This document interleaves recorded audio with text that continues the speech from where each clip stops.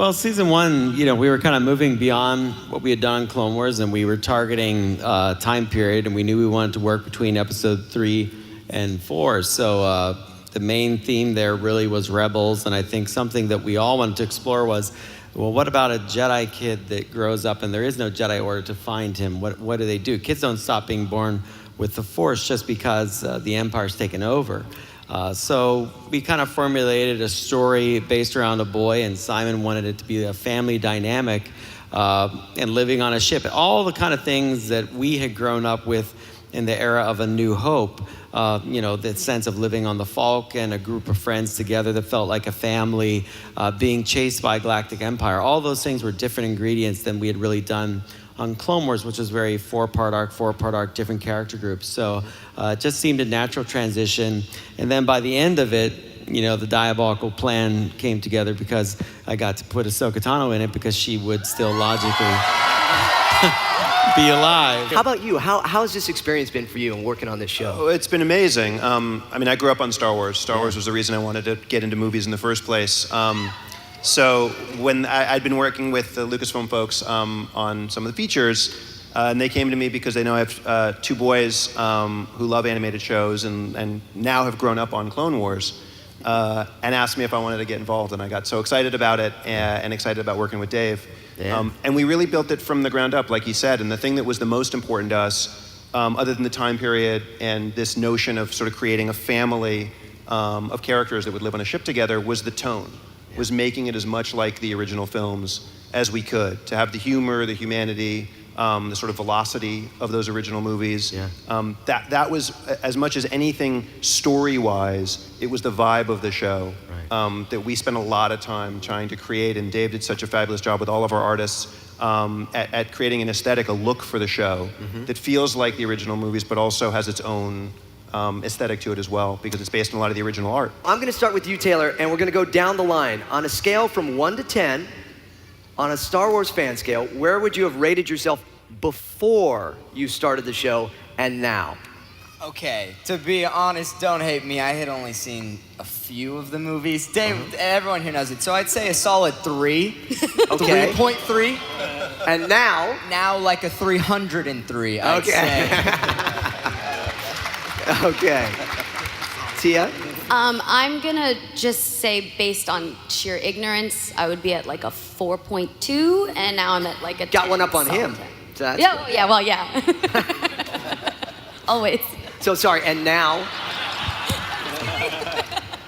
And now you are? Oh, what's the highest? 10? 10. We're at a 10, yeah. Okay. Yeah, Mr. Blue. I hate judgment. I don't like numbers. I'm not good with them. So mine is sort of a sliding scale because I had the distinction of being there opening weekend for A New Hope. So that, I heard, gives me some cred. Even though I am completely ignorant about most things, I can't remember names, that I started with a little bit of cred going in. So I think I was solid 5 or 6 maybe, really? if I have to put a number on it. And now, all the way up to 11, baby. All the way to 11.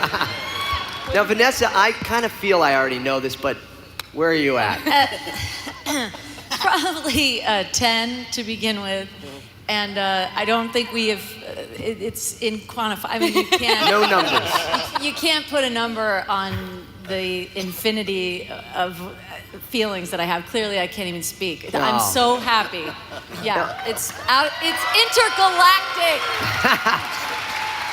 Now, I gotta say, when I heard you were cast as Kanan, I was really excited because I knew that you were a big Star Wars fan. So I was putting myself in your shoes going, he's just gotta be through the moon with this. So you were, I'm guessing, a pretty high number already to begin with on the scale. Yeah, my mom taught me at a very young age, people are gonna make fun of you no matter what, so just commit to what you love and don't care what anyone says. Great advice. Take that with you. Applaud yourselves. So I embraced, liking the stuff I liked a long, long time ago. I mean, like I said, this is from Star Wars. It's not from a cool fight that I had. I'm not gonna tell you some fake story, but he got it worse than me. No, it was Star Wars. So I was an easy 10 going in, and I'm a 10 still to this day. But when Dave said this a long time ago when we first started, for my generation, this is and even older, Steve. Wow. Even though I have more Get off gray my hair than lawn. Steve does. But it's in your DNA at that point. So when you hear "May the Force be with you," as often as you hear "I love you, Mom," it's sort of it works. That's right. Yeah. That's right. Now, Simon, do we need to ask? I mean, I'd never seen a Star Wars movie until a couple of years ago. No. So I started a solid one. No. My first memory, not of seeing a movie, but of life, was seeing New Hope. Really? And I waited in line and slept in a sleeping bag the night before Empire Strikes Back came out, and was on the streets of Westwood Village in a sleeping bag. So I would say I was at a solid 10, Yes. and if that's the max, it's never gonna go up or down. I'm at a 10 for life. okay, good. Dave, do we even need to go there? Okay. I would say that they've all been very fair. Yeah. Knowing them, I think that's all true. I think of you all that way, with Taylor with the most learned, which is just like Ezra. Yeah. With the Mandalorian obviously having to put herself over on the next person, which is very fair. Steve being kind of right in the middle. You're never really sure how much he knows or not. Fake Way his we way like it. through. Yeah. This one, I don't even know what to do with. Super dork. You know more, and it's amazing. You could almost challenge Pablo. I don't know. He's still the king. And then we've got you, which I will say. I mean, and everybody, Simon will remember this. We had to cast Rebels very, very quickly for a production. We had to get the show up and running so fast. So we only really, at the end of the day, what should take months, we had to do it in a matter of about a week. Yeah. Wow. And everyone said we couldn't do it. It was going to be really impossible. But when we had, the tryouts, people came in to do reads.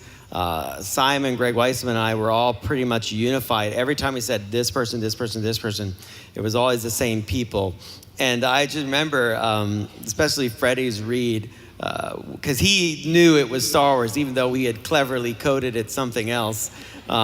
He just knew. I'm not sure how. It's so obvious. Because you called the lightsaber a sun sword. That was not me. That wasn't I me. would've picked up on that. I don't know who did that.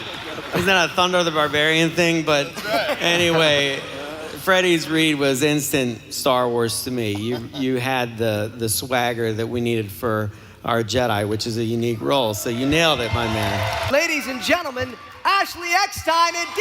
Bradley Baker.